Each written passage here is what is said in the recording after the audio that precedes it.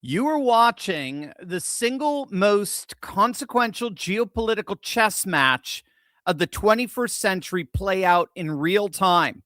Donald Trump's high stakes summit in Beijing was absolutely epic. The first sitting American president to visit China in nearly a decade. And what he just extracted from Xi Jinping and the Great Hall of the People is nothing short of absolutely jaw-dropping. Stick to the very end of this video because I'm going to show you the shocking deal Trump just secured with President Xi.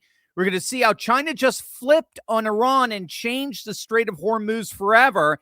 And we're going to see exactly how Trump just changed the global order in a way no president ever has. This is 4D chess in its most spectacular form, and you're about to get a front row seat. So this week was without question the most consequential presidential visit to the Middle Kingdom, as it's called, in the modern era. This wasn't just any state visit.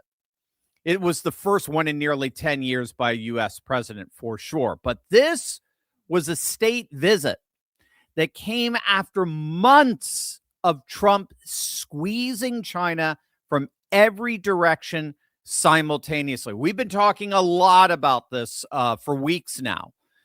Trump has applied trade pressure, tariff pressure, a rare earth standoff, the Iran pressure campaign, the Strait of Hormuz crisis from which China gets 40 to 50% of its oil, the Strait of Malacca deal that just gave U.S. forces full access to that choke point, that crucial narrow waterway in Southeast Asia through which 80% of China's imports travel.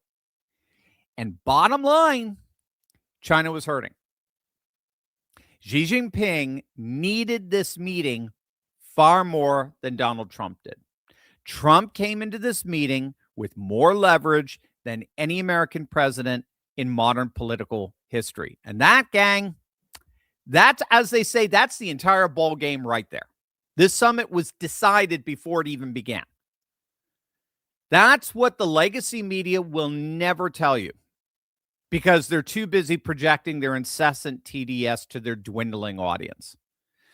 Trump walked into the summit literally holding all the cards. China's entire business model. Think about it. We were actually talking about this last night at an affair I was at. China's entire business model has been built on two planks: cheap oil and cheap exports.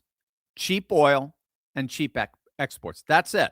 You can do a lot with just like a couple of things. Google has amassed trillions of dollars on a business model built on two planks: aggregate and advertise.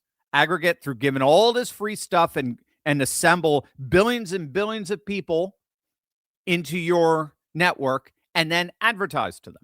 And they've made trillions of dollars. China has made trillions through cheap oil and cheap exports. Without cheap oil, bought on the black market at a massive discount, and without cheap goods that ships out to 80% of countries across the globe, China's business model collapses.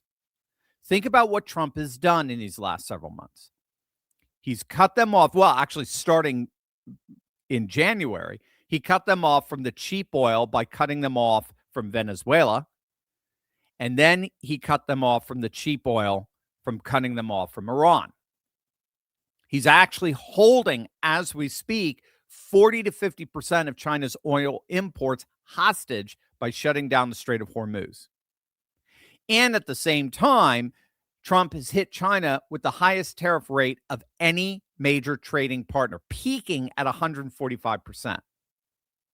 So, which causes their goods, the price of their goods, to rise. So Trump has basically eviscerated the very heart of China's global business model. And so that's what made this summit so fundamentally different from every other presidential summit. When Obama went to Beijing, he was hat in hand. It was embarrassing. When Biden met Xi in San Francisco, it was essentially a damage control summit. But when Donald Trump stepped off Air Force One in Beijing this week, he wasn't alone.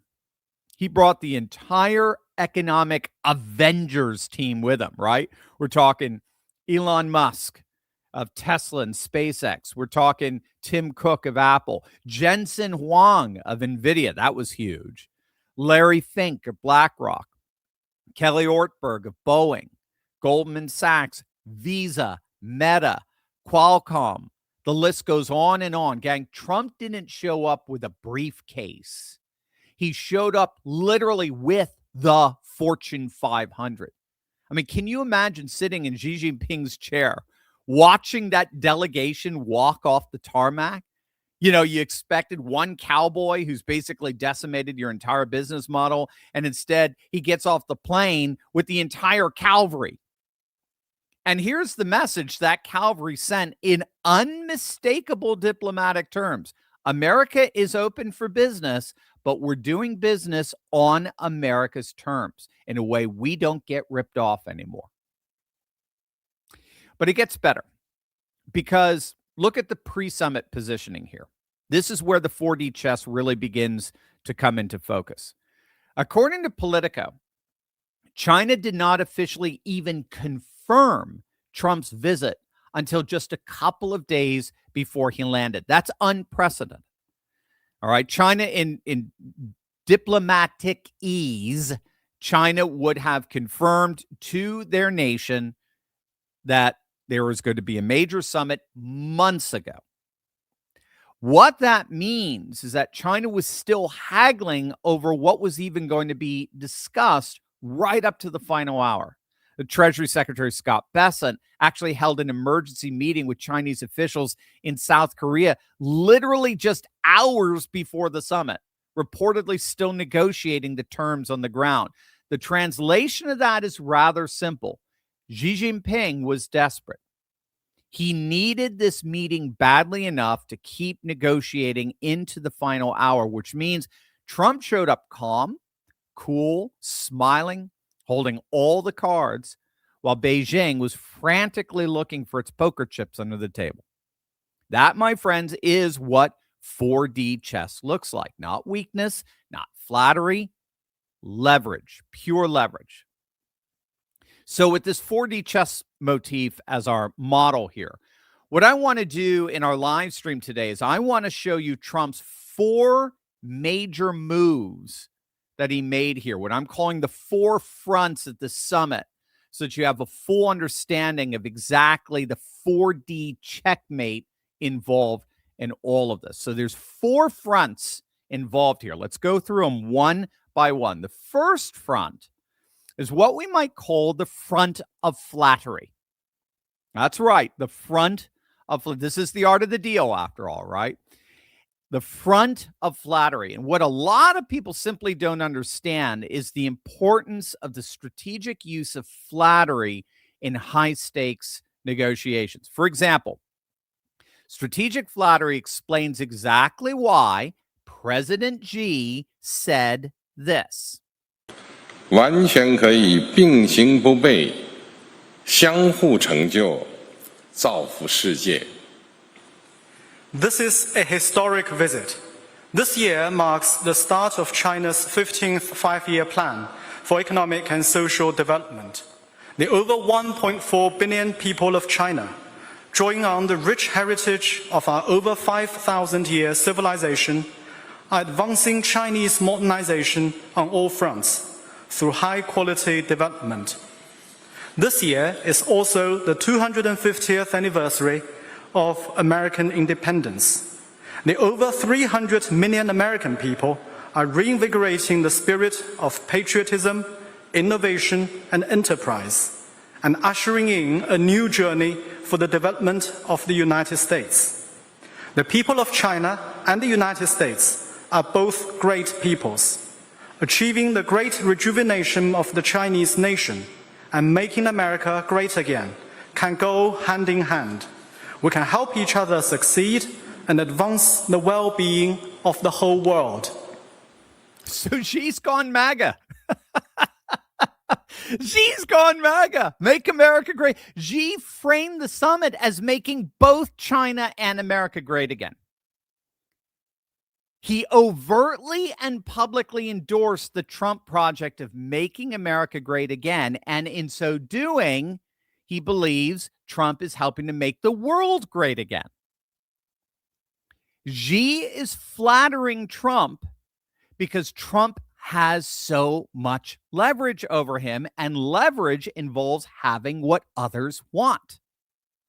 But, and this is absolutely key, it also works the other way around from a different dynamic.